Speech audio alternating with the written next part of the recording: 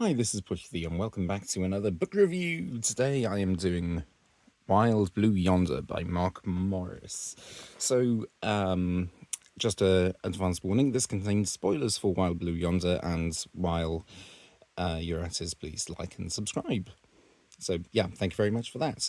So, this is Wild Blue Yonder. So, I have just finished reading this, basically, and I've written some things that I like and some things that I don't like. So, the blurb is basic, as it should be, because this episode was just shrouded in secrecy from the very start, basically, and this is carried on with the novelisation, and has all of the cast members there and things like that as well. Does it just double checking? David Tennant, Catherine Tate? Yes, it does.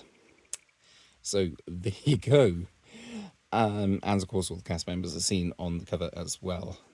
So it's quite a claustrophobic episode. It reminds me of Midnight in a way, and part of me thinks that the not things in this, as they are called by the fan base, are possibly incarnations of the Midnight entity. I'm not saying that much, but that's just a theory.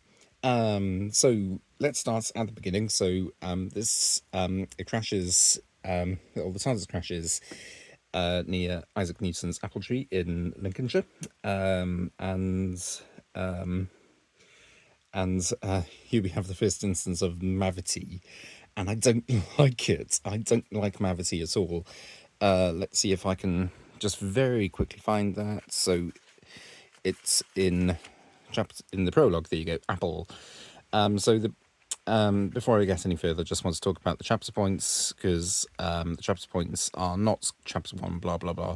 They are the countdown for in the episodes. There's countdown throughout, and it is very well done.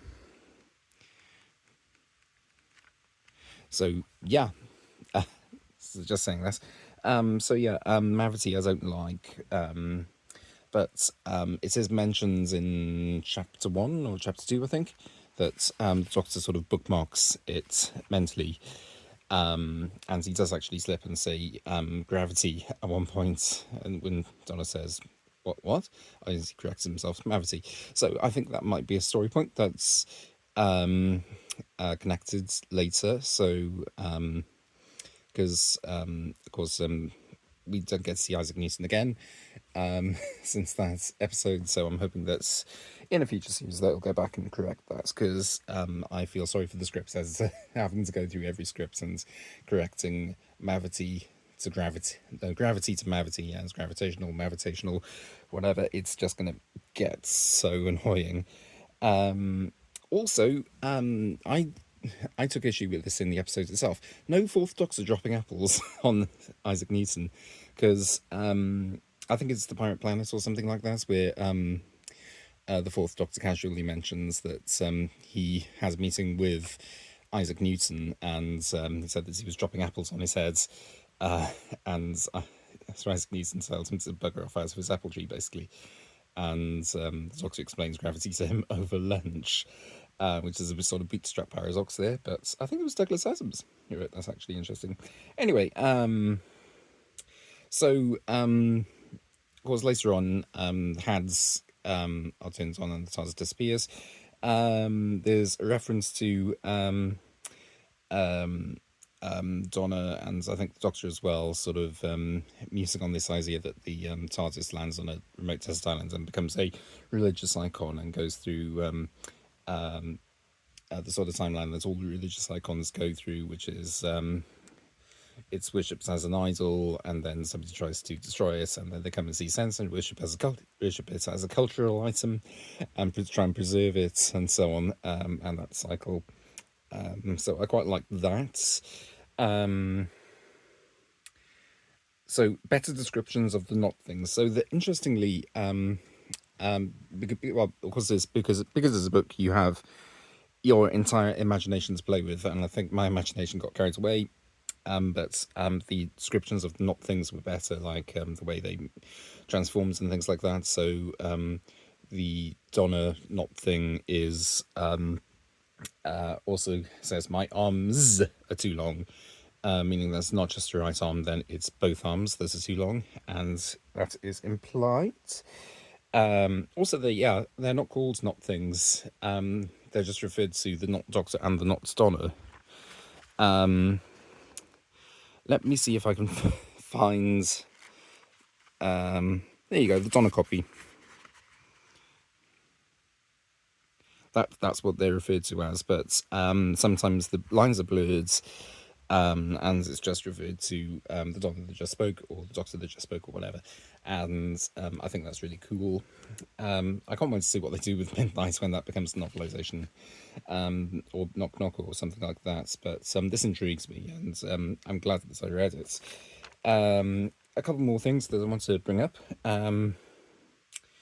So it's playing on fears with mirrors. So a mirror slides down in front of Donna, and she sees her own reflection, thinking that it's her double. And I thought that was quite clever, because I know from experience that mirrors can be deceptive, and of course they used a lot in horror films and things like that.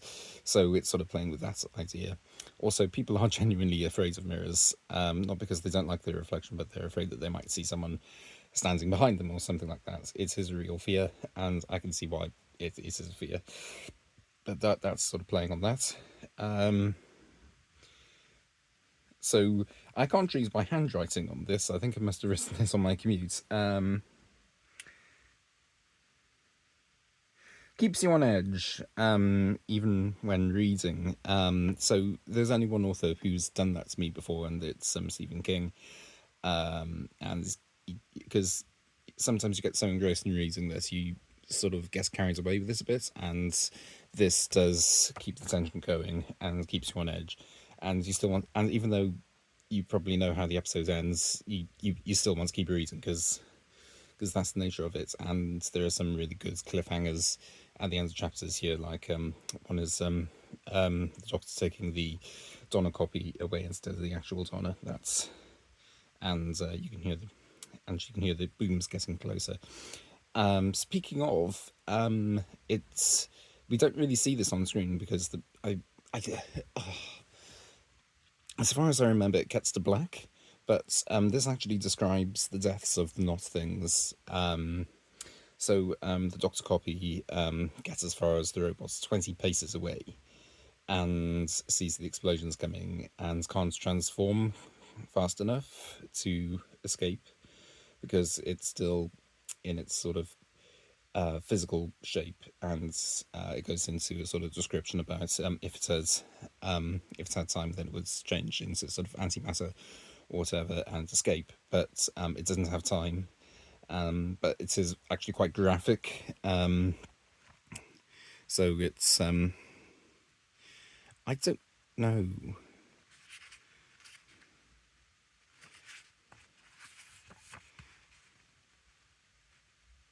Let me see if I can find it. Here we go. So in the last chapter here, it's says that they tried to, that the doctor and the captain tried to stop it. But this is the description of its death. Still in its Doctor Beast form, it opens its huge jaws in a scream of rage and denial, even as it felt the heat and fire and the roar of annihilation push through it. But it felt those things only for a split second, because then it was no more. In the blink of an eye, it was roasted into a skeleton, then into ash, then into nothing. Gone. Isn't that graphic? You never get away with showing that on TV. And as I said, I think it gets to black, or at least all you see is the explosion. And I really like that sort of little description. And part of me makes me wonder what the skeleton looked like, because the Doctor copy transforms into a beast to sort of outrun the Doctor. We see this in the episode as well, and I'm just wondering, what would the skeleton look like? Would it look like humanoids with big paws, like big cat's paws or whatever? I don't know. But yeah, those are the things that I liked about it, and a couple of things that I didn't like about it. Um, and what else can I add? But apart from the fact that, apart from the things that I've mentioned, it's basically a carbon copy of the episode itself, as with the Star Beast. I've heard that the next one, though, The Giggle, is actually quite a good read, so I'm looking forwards to that, and I shall begin reading that fairly soon. But yeah, thank you very much for watching, and please like and subscribe for more videos. And yeah, thank you for watching, and thank you for bearing with me on this 10-minute video. So yeah, thank you very much, and stay nerdy. Bye.